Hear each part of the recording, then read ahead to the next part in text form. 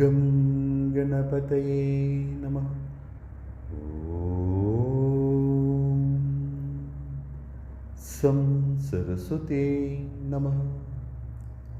നമസ്കാരം പ്രിയരെ, ലളിതം സഹസ്രകത്തിലേക്ക് ആദരവോടെ സ്വാഗതം. ശ്രീമദ് ഭഗവത്ഗീതയിലെ 31-ാമത്തെ ശ്ലോകത്തോടുകൂടി നമുക്ക് തുടങ്ങാം. ഓം ശ്രീകൃഷ്ണ പരമാത്മനേ നമഃ. അഥ ശ്രീമദ് ഭഗവത്ഗീതായ സാഖ്യയോഗോ നാമ്നേ ദ്വിതീയോധ്യായേ 31 ശ്ലോകഃ. സ്വധർമ്മമപി ചാവേക്ഷ്യ ന വികമ്പിതുമർഹസി ധർമാധിയുദ്ധാത് ശ്രേയോ അന്യക്ഷത്രിയസ്യ ന വിദ്യതേ. അല്ലയോ അർജുന, സ്വധർമ്മത്തെക്കുറിച്ച് ആലോചിച്ചിട്ടും നീ കുലുങ്ങേണ്ട കാര്യമില്ല.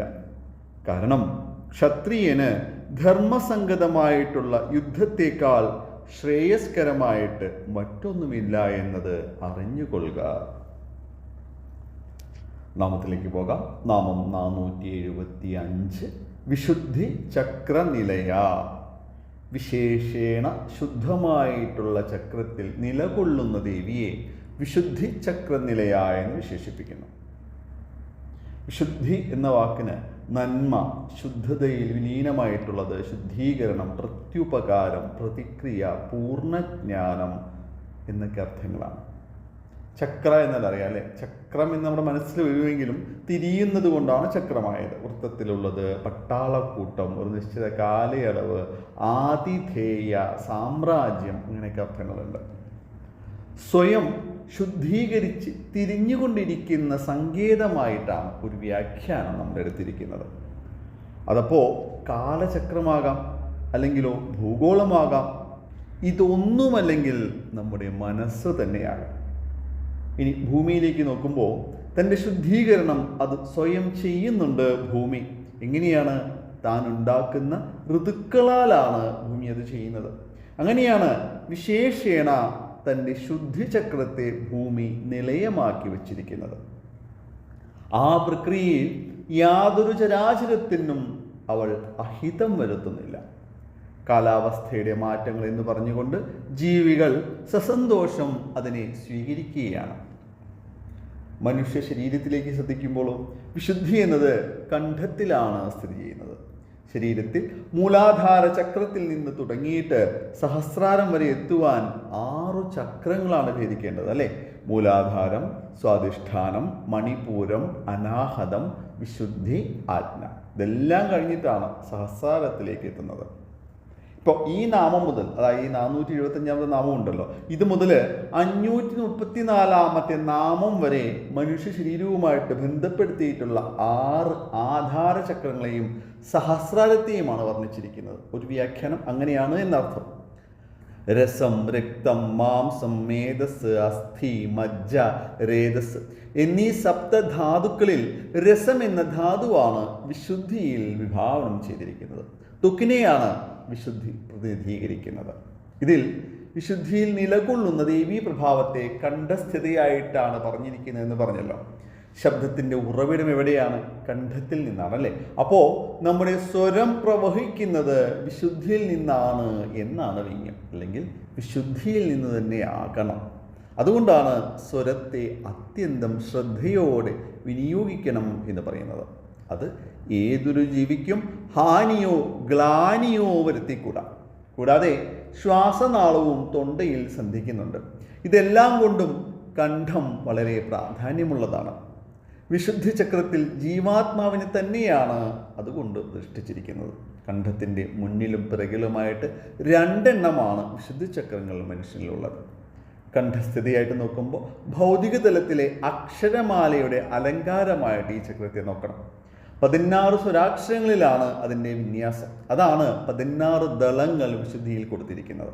അതിൻ്റെ ഉപാസന നമ്മിലെ 16 കലകളെ ഉദ്ധാരണം ചെയ്യുന്നതായിട്ടും മനസ്സിലാക്കണം.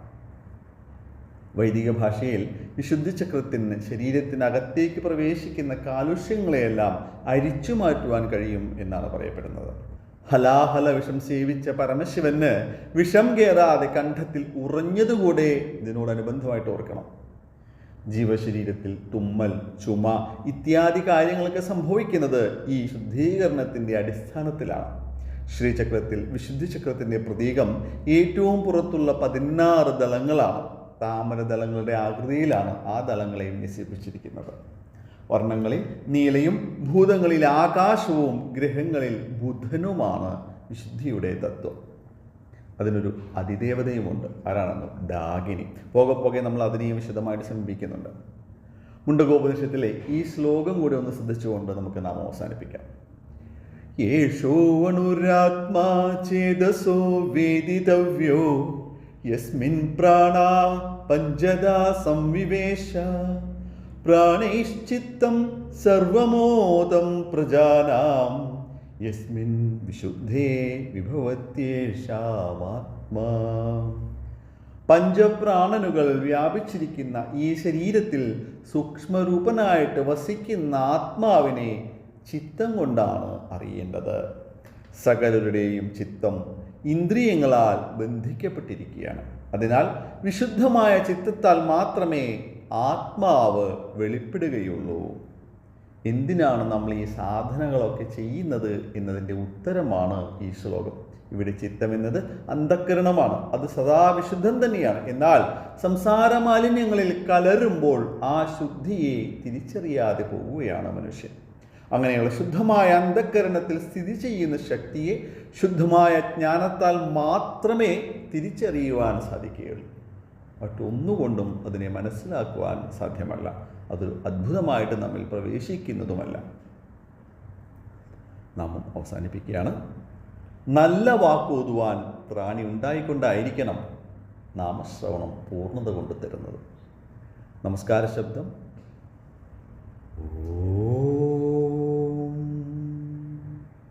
വിശുദ്ധി ചക്രനിലയായേ നമഃ. നന്ദി, നമസ്കാരം.